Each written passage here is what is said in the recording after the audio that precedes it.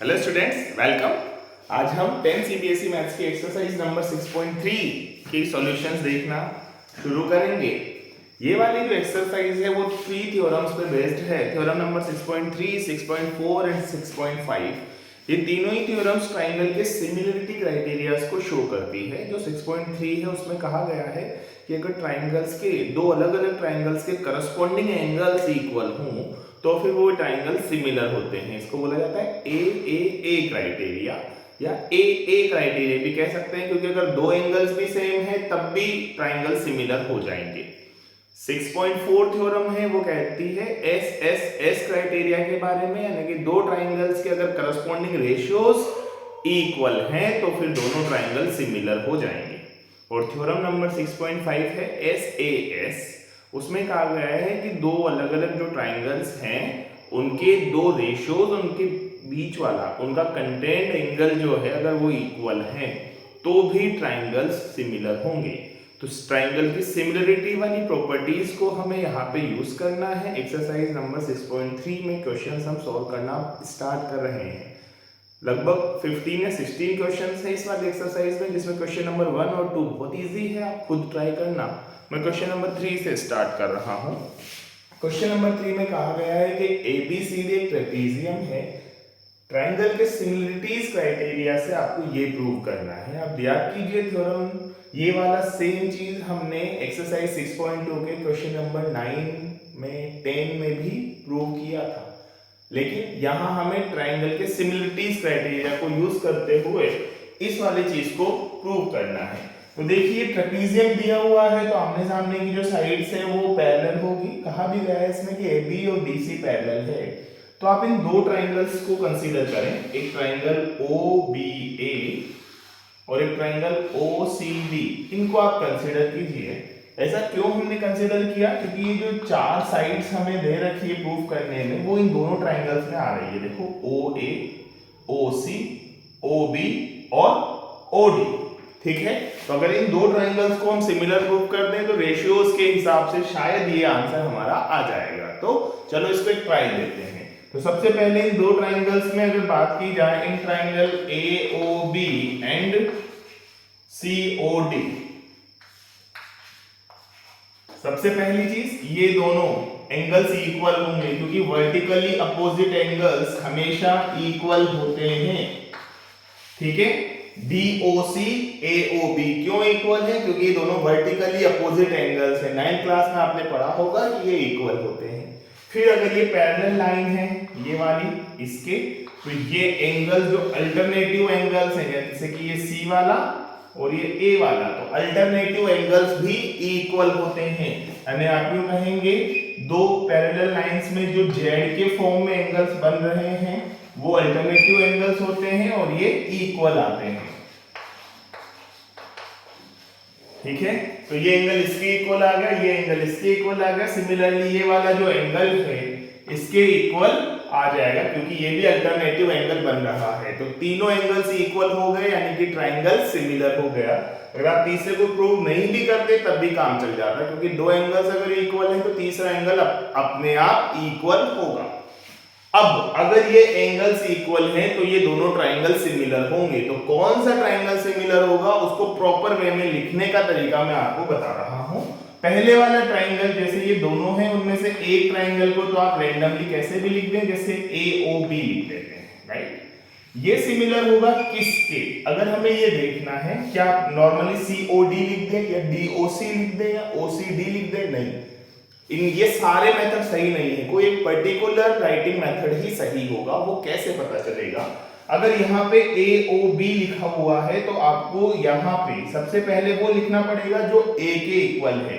आप ध्यान से देखें तो यहाँ पे एंगल जो A है उसके इक्वल ये C वाला है, यानी कि A के साथ C आएगा।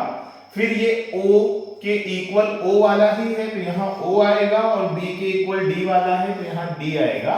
यानी आप ये कह सकते हैं कि triangle AOB is similar to triangle COD। एक बार आप ट्राइंगल के बारे में, सिमिलरिटी के बारे में आपको पता चल जाए तो आपको फॉर्मूला लगाना है 12/12 is equal to 23/23 is equal to 13/13, ठीक है। तो AO/CO is equal to 23/23 OB upon OD is equal to 13/13 that is AB upon CD। लेकिन हमें जो प्रूव करना था वो तो यही प्रूव हो गया। ठीक है, तो क्वेश्चन नंबर 3 इस तरीके से कंप्लीट हो गया। ज्यादा मुश्किल क्वेश्चन नहीं है और इस एक्सरसाइज के ज्यादातर क्वेश्चंस आसान ही हैं। ठीक है, आई होप आपको समझ में आया होगा। अब देखते हैं क्वेश्चन नंबर 4। इसमें कहा गया है कि ट्राइंगल है TQR और एक उसके बीच में एक लाइन बनाई गई है। R से एक पॉइंट मिलाया गया है QD पे P, और फिर P से एक लाइन और बनाई गई है जो कि QR को कट करती है S पॉइंट पे। आपको ये इंफॉर्मेशन गिवन है कि अगर QR अपॉन QS की वैल्यू QT अपॉन PR के इक्वल है और ये जो एंगल 1 है वो एंगल 2 के इक्वल है, तो आपको प्रूव करना है कि ये जो ट्राइंगल PQS है वो इस बड़े वाले ट्राइंगल के सिमिलर है। ठीक है, तो ये जो दो इंफॉर्मेशन दी हुई है इनको यूज हम करते हैं। सबसे पहले कहा गया है कि जो एंगल 1 है और एंगल 2 है वो इक्वल है। तो अगर आप इस बड़े वाले ट्राइंगल PQR में देखें तो एंगल 1 और एंगल 2 इक्वल होगा। एंगल 1 और एंगल 2 इक्वल है मतलब उनके अपोजिट साइड्स इक्वल होगी। किसी एक ट्राइंगल में सिमिलर एंगल्स के सामने वाली साइड्स क्या होती है? इक्वल होती है।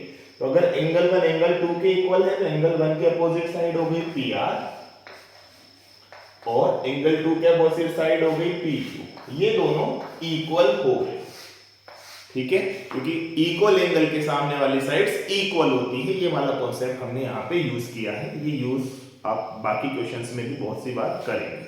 ठीक है, अब ये तो इंफॉर्मेशन ऐसी हो गई जो हमने 1 और 2 से डिडक्ट की, इस चीज से डिडक्ट की कि एंगल 1 और एंगल 2 इक्वल है। सेकंड, अब ये PR इक्वल टू PQ को आप इस वाले सेकंड वाले पोर्शन में रखें। ठीक है, जो दिया हुआ है तो आपको QR upon QS equal to QT upon PR दिया हुआ था। इसकी जगह अपन क्या लिख सकते हैं? QR upon QS is equal to QT upon PQ। ऐसा लिखा जा सकता है क्योंकि PR और PQ तो इक्वल ही है। अब देखो ऐसा करने से फायदा क्या मिला? फायदा ये मिला कि ये ऐसा कुछ बन गया, QR upon QS is equal to QT upon QP। ठीक है, और ये हमारा जो थ्योरम नंबर 6.1 और 2 हमने देखी थी रेशियोज वाला, उस जैसा कुछ बन गया। थ्योरम नंबर 6.2 में कहा गया था कि अगर रेशियोज इक्वल हो किसी ट्राइंगल में तो लाइंस पैरेलल होती हैं। देखो QR upon QS equal to QT upon QP हो गया। तो अगर आप इसको थोड़ी देर के लिए भूल जाएं तो इस बड़े वाले ट्राइंगल और इस लाइन के हिसाब से रेशियोज जब इक्वल आ रहे हैं तो थ्योरम 6.2 में कहा जाता है कि लाइन पैरेलल होगी। तो लाइन कौन सी पैरेलल आ गई? PS पैरेलल लाइन आ गई किसके? TR। और जब भी ये लाइन पैरेलल आएंगी तो फिर ये करस्पॉन्डिंग एंगल्स इक्वल होंगे। ठीक है, और करस्पॉन्डिंग एंगल्स इक्वल यानी कि 2 एंगल्स इक्वल हो गए तो फिर ए सिमिलरिटी क्राइटेरिया जो है थ्योरम 6.4 उससे कहा जा सकता है कि ये जो PQS और ये बड़ा वाला जो ट्राइंगल है वो क्या है? सिमिलर है। आप ये कहें कि नाम कैसे लिखेंगे तो पहले वाले ट्राइंगल को तो अपन ने रैंडमली PQS लिख दिया। अब ये सिमिलर किसके है? तो ये P वाला एंगल किसके इक्वल है? T वाले के। तो सबसे पहले T लिखा जाएगा। फिर ये Q वाला एंगल किसके इक्वल है? Q के ही इक्वल है ये तो। और ये S वाला एंगल किसके इक्वल है? R के। आप जो कह सकते हैं कि triangle PQS is similar to triangle TQR। ये प्रूव करना था हमें। अगला क्वेश्चन, क्वेश्चन नंबर 5 बहुत इजी है। कहा गया कि ट्राइंगल PQR है, उसकी साइड PR पर एक पॉइंट S है और QR पे एक पॉइंट T है, और एंगल जो P वाला है वो एंगल STR के इक्वल है। तो आपको बताना है कि ये वाला जो छोटा ट्राइंगल है और एक ये जो बड़ा ट्राइंगल है ये दोनों सिमिलर होंगे। तो बहुत आसान है। इन बोथ ट्राइंगल्स अगर आप देखें तो ये तो गिवन है angle STR is equal to angle P, ये तो गिवन हो गया। अब एक और कोई एंगल अगर हम इक्वल प्रूव कर देते हैं तो हमारा काम बन जाएगा, क्योंकि दो एंगल्स इक्वल होते हैं तो ट्राइंगल सिमिलर हो जाते हैं। एक क्राइटेरिया तो देखो ध्यान से, ये तो एक कॉमन एंगल है ना, ये R वाला एंगल तो PQ क्यू आर में भी है और एस टी आर में भी है, तो इक्वल होना ही होना है। तो angle R is equal to angle S R T, ये हो गया कॉमन एंगल। ठीक है, तो कॉमन एंगल से पता चला कि ये इक्वल है और ये दिया हुआ था, दो एंगल्स इक्वल आ गए तो हमारा काम बन गया। बचा हुआ एंगल ऑब्वियसली इक्वल होगा। ये 3 बार अपन इसमें कर्व लाइन साथ में बना देते हैं तो पता चल जाए कि कौन कौन सा एंगल इक्वल है। तो बस ए क्राइटेरिया थ्योरम 6.4, उससे आप ये कह सकते हैं कि दोनों ट्रायंगल सिमिलर हो गए, लेकिन ट्रायंगल्स का प्रॉपर नाम लिखना यहाँ पे इंपॉर्टेंट है। तो triangle P Q R is similar to which triangle? तो P की जगह आप लिखेंगे T, क्योंकि P एंगल T के इक्वल है। फिर Q के साथ आप लिखेंगे S, और फिर R की जगह तो R ही रहेगा। तो triangle PQR is similar to triangle TSR, ये प्रूव हो गया। अब जल्दी से देखते हैं क्वेश्चन नंबर 6। बहुत आसान क्वेश्चन है। इसमें कहा गया है कि जो ट्रायंगल ABE है वो ट्रायंगल ACD के कॉन्ग्रुएंट है। कैसा है? कॉन्ग्रुएंट। तो आपको ये बताना है कि जो ट्रायंगल ADE है वो ट्रायंगल ABC के सिमिलर है। तो ये जो है इसका सबसे पहले यूज कर लिया जाए, जो इंफॉर्मेशन हमें दी हुई है। कॉन्ग्रुएंसी में बहुत सारी चीजें आसान बन जाती है। ABE ACD के इक्वल है तो इनके करस्पॉन्डिंग पार्ट्स इक्वल होंगे, यानी कि AB इक्वल होगा AC के लेंथ में। इसको अपन लिख सकते हैं corresponding parts of congruent triangles are equal, CPCT, corresponding parts of congruent triangles are equal, AB equal to AC। Similarly इसकी एक और साइड है AE 1 3 और इसकी साइड है 1 3 AD, तो ये भी इक्वल होंगे, यानी आप ये लिख सकते हैं कि AD is also equal to AE। Again corresponding parts of congruent triangles are equal। ठीक है, आप इसे इक्वेशन नंबर 1 मान लीजिए और इसको इक्वेशन नंबर 2 मान लीजिए। दोनों को डिवाइड कर देते हैं तो क्या बनेगा? AB, या सेकंड अपॉन फर्स्ट कर दें तो बेटर दिखेगा थोड़ा आपको। AD upon AB is equal to AE upon AC आ रहा है। जब हमने सेकंड इक्वेशन में फर्स्ट को डिवाइड किया तो क्या आया? AD upon AB is equal to AE upon EC। अब देखो AD upon AB equal to AE upon AC आपको कौन सी थ्योरम की याद दिलाता है? Theorem number 6.2। उसमें कहा जाता है कि अगर रेशियोज इक्वल हैं तो लाइन पैरेलल होंगी, यानी कि ये जो DE लाइन है वो पैरेलल किसके हो गई? BC के, यूजिंग थ्योरम 6.2। अब अगर ये इसके पैरेलल है तो फिर करस्पॉन्डिंग एंगल्स इक्वल होंगे या नहीं? होंगे ना। और करस्पॉन्डिंग एंगल्स अगर इक्वल हैं तो फिर ट्रायंगल सिमिलर हो गए। यही हमें प्रूव करना था। तो कैसे लिखेंगे? बड़े वाले ट्रायंगल को डायरेक्टली मैंने ABC लिख दिया। ये किसके सिमिलर होगा? तो A एंगल तो A के ही इक्वल है तो वही आएगा। B किसके इक्वल है? ये वाला जो B है वो D के इक्वल है, और जो C है वो E के इक्वल है। तो triangle ABC is similar to triangle ADE। ठीक है, लेकिन हमें यही प्रूव करना था शायद, बिल्कुल यही प्रूव करना था। Triangle ABC similar to triangle ADE। तो हो गया ये प्रूव आसानी से। अब देखते हैं क्वेश्चन नंबर 7। ये भी बहुत ही आसान क्वेश्चन है। अभी तक जितने हमने क्वेश्चंस किए उनसे भी आसान है। ट्रायंगल ABC दिया हुआ है। ट्रायंगल ABC के पॉइंट A से BC पर एक परपेंडिकुलर डाला गया है AD, और पॉइंट C से एक परपेंडिकुलर डाला गया है AB पर CE। तो ऐसा करने से बहुत सारे ट्रायंगल्स बन रहे हैं, जैसे ये वाला AEP ट्रायंगल, एक CPD ट्रायंगल, एक बड़ा ट्रायंगल ABC तो है, और भी कुछ ट्रायंगल्स बन रहे हैं जैसे ADB, ये भी बन रहा है। ठीक है, तो आपको इन ट्रायंगल्स में ये 4 चीजें प्रूव करनी है। दिखने में ऐसा लग रहा है कि इतना बहुत ज्यादा टाइम लग जाएगा इसको तो सॉल्व करने में, 4 ट्रायंगल्स को सिमिलर प्रूव करना है, लेकिन बहुत आसान है ये, फटाफट से हो जाएगा। जैसे पहला ट्रायंगल AEP, ये वाला ट्रायंगल, और ट्रायंगल CDP, इन दोनों को आपको क्या प्रूव करना है? सिमिलर। कितना आसान है देखो, ये दोनों एंगल्स इक्वल होंगे, वर्टिकली अपोजिट एंगल, और ये 90 डिग्री का एंगल ये भी है और 90 डिग्री का एंगल ये भी है, तो दो एंगल्स इक्वल हो गए। और जब दो एंगल्स इक्वल होते हैं तो ट्रायंगल अपने आप सिमिलर हो जाता है यूजिंग थ्योरम 6.3। अब आप लिखने का तरीका अगर इसे देखें तो जब AEP आएगा तो P के साथ तो P ही आएगा, देखो लास्ट में P ही है, और ये E जो है 90 वाला उसके साथ D आएगा, तो देखो E के साथ D ही है और A के साथ C आ जाएगा। क्लियर, समझ में आया ये ट्रायंगल कैसे सिमिलर हो गया। ट्रायंगल सिमिलर प्रूव करने के लिए कोई भी दो एंगल हमें इक्वल करने पड़ते हैं, तो एक तो हो गया वर्टिकली अपोजिट एंगल और एक हो गया 90 डिग्री वाला एंगल। ABD और CBE में देखें, कहां पे ABD और CBE, तो ये ABD ये है और एक हो गया CBE यानी कि CBE ये। तो इन दोनों में देखो एक एंगल तो 90 डिग्री का कॉमन आ ही रहा है, ठीक है। CBE में भी ये वाला एंगल 90 डिग्री का है E, और ABD में भी D वाला एंगल 90 डिग्री का है, तो 90 डिग्री तो एंगल इक्वल हो गए, 90 इक्वल टू 90। और एक और खास बात कि ये वाला एंगल तो दोनों में ही है, अगर ये एंगल कॉमन है और दोनों 90 90 के एक जगह और मिल गए तो टू एंगल्स इक्वल हो गए, और जब टू एंगल्स इक्वल हो गए किन्हीं दो ट्रायंगल्स में तो वो ट्रायंगल सिमिलर होते हैं। तो लिखने का मेथड अगर देखना हो तो पहले हम ABD अगर लिखें तो ABD के साथ कौन से को सिमिलर करेंगे, ये देखेंगे कि कौन सा किसके इक्वल है। तो A किसके इक्वल है अभी देखते हैं, लेकिन B तो B के इक्वल है, और जो D 90 डिग्री वाला था वो किसके इक्वल है, ये E के, क्योंकि इसमें E पर 90 है। अब बचा क्या इसमें, C बचा, ठीक है। तो ABD जो होगा वो CEB के इक्वल होगा। एक बार फिर से अपन देख लेते हैं कि जो B वाला एंगल है वो तो B के इक्वल है, जो E वाला एंगल है वो D के इक्वल है, ठीक है।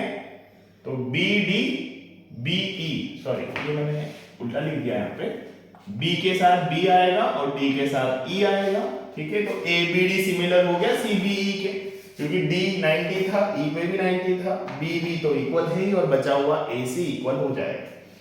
अगर आप AEP और ADP के बारे में बात करें तो AEP ये है और ADB ये, तो इसमें एक एंगल A कॉमन है और एक 90 डिग्री का है। ADB में D 90 डिग्री का है और AEP में ये 90 डिग्री का है, तो दो एंगल्स इक्वल आ गए, एक कॉमन और एक 90 डिग्री का, तो ट्रायंगल सिमिलर हो जाएंगे। लिखने का तरीका आप आराम से देख सकते हो। फिर PDC ये वाला छोटा वाला, और BEC ये BEC इधर वाला बड़ा फिर से एक एंगल C कॉमन आ रहा है, BEC में भी यही एंगल है और PDC में भी यही एंगल है, और एक 90 डिग्री इसमें भी है और 90 डिग्री इसमें भी है। तो सिमिलरली एक 90 डिग्री और एक एंगल इक्वल कॉमन के हिसाब से आ रहा है, तो ये दोनों ट्रायंगल सिमिलर हो जाएंगे। लिखने का मेथड आप देखोगे तो यही बनकर आएगा, ठीक है। तो क्वेश्चन नंबर 7 भी हो गया कंप्लीट। अगला क्वेश्चन देखा जाए, क्वेश्चन नंबर 8। इसमें कहा गया है कि ABCD एक पैरेललोग्राम है, AD को आगे बढ़ा के E तक ले जाया गया है और B को E से मिलाया गया है। ऐसा करने पर ये BE लाइन है वो CD को कहीं कट करेगी, जहां कट करेगी उसे पॉइंट F बोला गया है। आपको ये प्रूव करना है कि जो ट्रायंगल ABE है, ये बड़ा वाला ट्रायंगल जो बन रहा है वो CFB के इसके सिमिलर होगा, राइट। तो ऐसा प्रूव करने के लिए अपन को क्या क्या चीजें प्रूव करनी पड़ेगी, मेनली तो हमें दो चीजें प्रूव करनी है, मतलब दो एंगल्स कोई भी इक्वल प्रूव करने हैं। अगर ऐसा हो पाएगा तो हमारा काम बन जाएगा। तो सबसे पहली चीज तो अपन एक और यहाँ पे चीज यूज की जा सकती है, एक कंसेप्ट है कि जैसे मान लो आपको A और B को सिमिलर प्रूव करना है, और A और B को डायरेक्टली आप सिमिलर प्रूफ नहीं कर पा रहे, बल्कि ऐसा प्रूव कर पा रहे हैं कि A ट्रायंगल C ट्रायंगल के सिमिलर है और B ट्रायंगल भी C ट्रायंगल के सिमिलर है, तो A और B भी आपस में सिमिलर होंगे। इस कॉन्सेप्ट को यूज किया जा सकता है। देखिए फिलहाल यहाँ कौन से कॉन्सेप्ट की जरूरत पड़ेगी, हमें ये छोटा ट्रायंगल और ये छोटा ट्रायंगल और ये बड़ा ट्रायंगल सिमिलर प्रूफ करना है। तो सबसे पहले हम इस ट्रायंगल को इस ट्रायंगल के सिमिलर प्रूफ करते हैं, फिर ये छोटे को बड़े के सिमिलर प्रूफ कर देंगे, तो अपने आप ये वाला इस बड़े वाले के सिमिलर हो जाएगा। इसको इसके प्रूफ कर दे सिमिलर, ये छोटे वाले को बड़े वाले के प्रूफ कर दे, तो A B के सिमिलर है, B C के सिमिलर है, तो A और C आपस में सिमिलर होंगे। ये कॉन्सेप्ट यहाँ पे अपन यूज करने वाले हैं। तो ट्रायंगल EDF और CFB में देखें, सबसे पहली चीज ये एंगल वर्टिकल अपोजिट एंगल होंगे, इसलिए इक्वल हैं। फिर पैरेललोग्राम में अपोजिट साइड्स पैरेलल होती है, तो ये पैरेलल है तो ये कंप्लीट इसके पैरेलल होंगी, और पैरेलल है तो अल्टरनेटिव एंगल्स इक्वल होंगे, यानी कि ये वाला जो एंगल है ये इस वाले एंगल के इक्वल होगा, और लास्ट ये जो बचा हुआ एंगल है ये इस वाले एंगल के इक्वल होगा। तो ये एंगल इसके इक्वल, ये एंगल इसके इक्वल, ये एंगल इसके इक्वल, तो तीनों एंगल्स इक्वल आ गए, तो ये ट्रायंगल इसके सिमिलर हो गया। लेकिन हमें ये नहीं प्रूव करना कि ये इसके सिमिलर है, हमें ये प्रूव करना है ये इस पूरे के सिमिलर है। तो अब हम इस छोटे वाले ट्रायंगल और बड़े वाले ट्रायंगल को ध्यान से देखते हैं।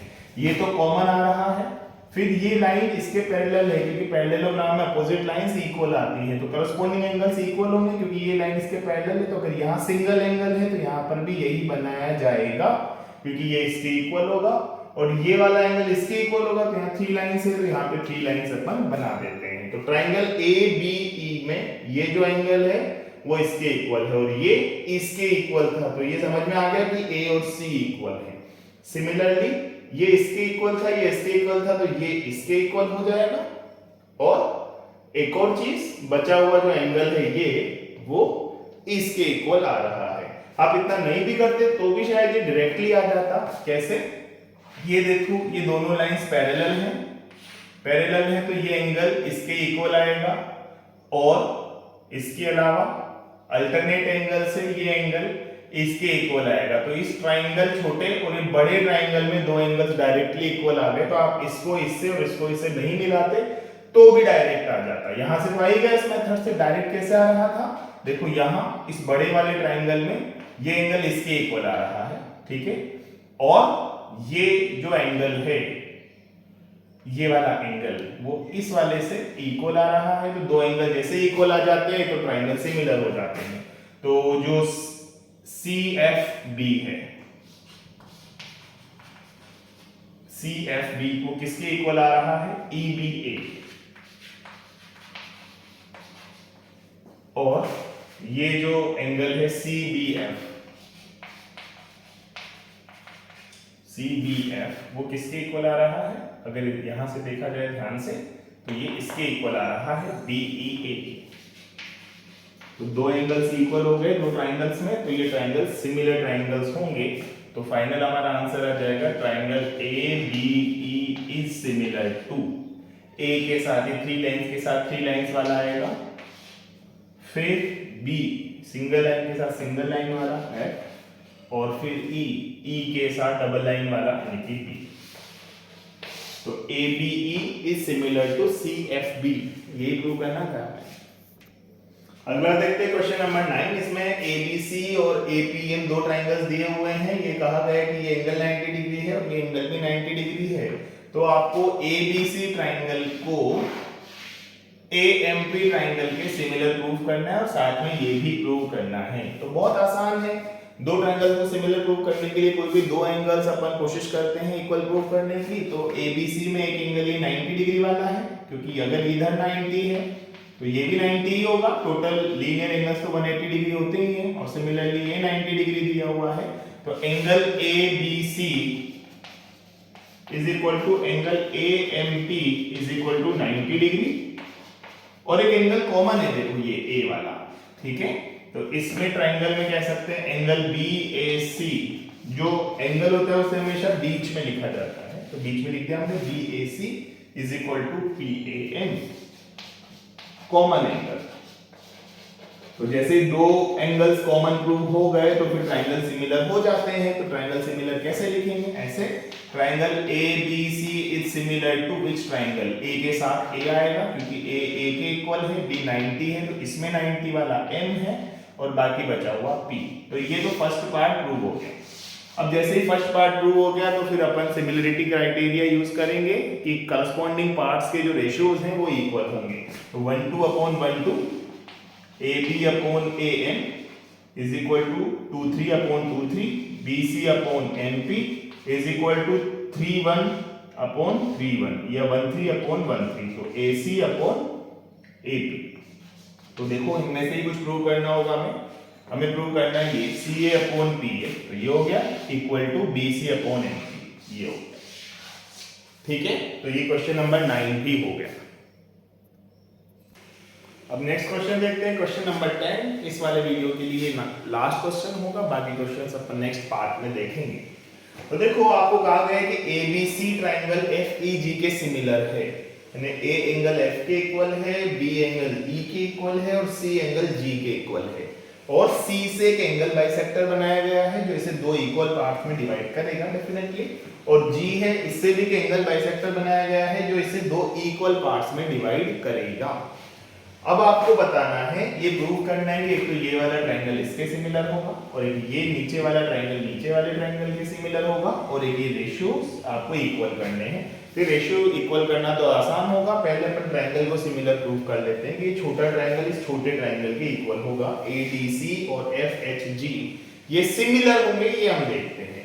तो जो गिवन है उससे ये पता चल जाएगा कि ए तो एफ के इक्वल है ही सही, ठीक है, क्योंकि दोनों ट्रायंगल सिमिलर दिए हुए हैं तो करस्पॉन्डिंग एंगल्स इक्वल आते हैं, तो ये एंगल इसके इक्वल आ गया, कोई एक और एंगल इक्वल करने काम बन जाएगा। देखो क्वेश्चन में गिवन है कि ये जो बड़ा वाला एंगल है सी वो इस एंगल जी के इक्वल है ना, क्योंकि सिमिलर ट्रायंगल गिवन है तो एंगल्स करस्पॉन्डिंग एंगल्स इक्वल होंगे, लेकिन हमें इस बड़े ट्रायंगल से मतलब नहीं, बड़े एंगल से मतलब नहीं है, हमें तो इस एंगल को इस एंगल के इक्वल बताना है। तो ये बाइसेक्टर दे रखा है, तो अगर फुल एंगल इक्वल है तो उनके हाफ एंगल भी तो इक्वल होंगे। जैसे मान लो ये एंगल 30 डिग्री के हैं, ये जितना 30 का ये भी 30 का है, तो इसका हाफ भी 15 हो गया, इसका हाफ भी 15 हो गया। तो आप यहाँ पर ये कॉन्सेप्ट यूज करेंगे कि when full angles are equal then half angles are also equal, ठीक है। तो ये वाला इस वाले के इक्वल हो गया, तो इस ट्रायंगल ADC और FHG में आप ध्यान से देखें, ये एक एंगल इक्वल आ गया और ये एंगल हमने इक्वल प्रूव कर दिया, क्योंकि फुल एंगल इक्वल थे तो हाफ एंगल भी इक्वल होंगे। इस वाले कॉन्सेप्ट को यूज करके तो आप ये कह सकते हैं कि ट्रायंगल ADC सिमिलर हो गया ट्रायंगल FHG के यूजिंग थ्योरम नंबर 6.4, क्योंकि दो एंगल्स इक्वल हैं तो ट्रायंगल सिमिलर होंगे। अब इनके करस्पॉन्डिंग रेशियोज आप इक्वल कर दीजिए, तो देखो second third upon second third, तो CD upon GH is equal to AC, यानी कि फर्स्ट थर्ड तो इधर भी फर्स्ट थर्ड आएगा, AC अपॉन FG। देखो यही प्रूव करना था, तो तीन पार्ट जो प्रूव करने थे उसमें से दो पार्ट तो प्रूव हो गए, ये इसके सिमिलर है और ये रेशियो इक्वल है। अब तीसरी चीज, नीचे वाला ट्रायंगल नीचे वाले ट्रायंगल के सिमिलर है, ये भी प्रूव करना है, तो ये भी आसान है। D और E तो ऑलरेडी इक्वल गिवन है, और यहां पे आप ध्यान से देखें हमें एक और एंगल इक्वल प्रूव करना है, तो ये फुल एंगल इक्वल है तो इसका जो हाफ है वो भी इक्वल होगा। जैसे अभी मैंने बताया सेम वही चीज, ये पूरा एंगल मान लो 50 डिग्री है, तो इधर 25 बचा तो इधर भी तो 25 ही बचा, ठीक है। तो जब फुल एंगल इक्वल है तो हाफ एंगल भी इक्वल होंगे। इस कॉन्सेप्ट से ये एंगल आ रहा है इसके इक्वल और ये तो गिवन है, तो दोनों एंगल्स इक्वल हो गए तो ट्रायंगल सिमिलर हो गया। सिमिलर क्या लिखेंगे, ट्रायंगल इधर लिखें अगर अपन BCD, तो B के साथ आएगा E, C के साथ आएगा G और H आएगा D के साथ, तो EGH के सिमिलर हो जाएगा। तो ये क्वेश्चन नंबर 10 भी कंप्लीट हो गया। अभी वीडियो थोड़ा ज्यादा लेंथी हो रहा है तो इसको अपन यहीं पर रोक देते हैं। बाकी जो क्वेश्चन है क्वेश्चन नंबर 11 to 16 वो हम नेक्स्ट पार्ट में सॉल्व करेंगे। बाय।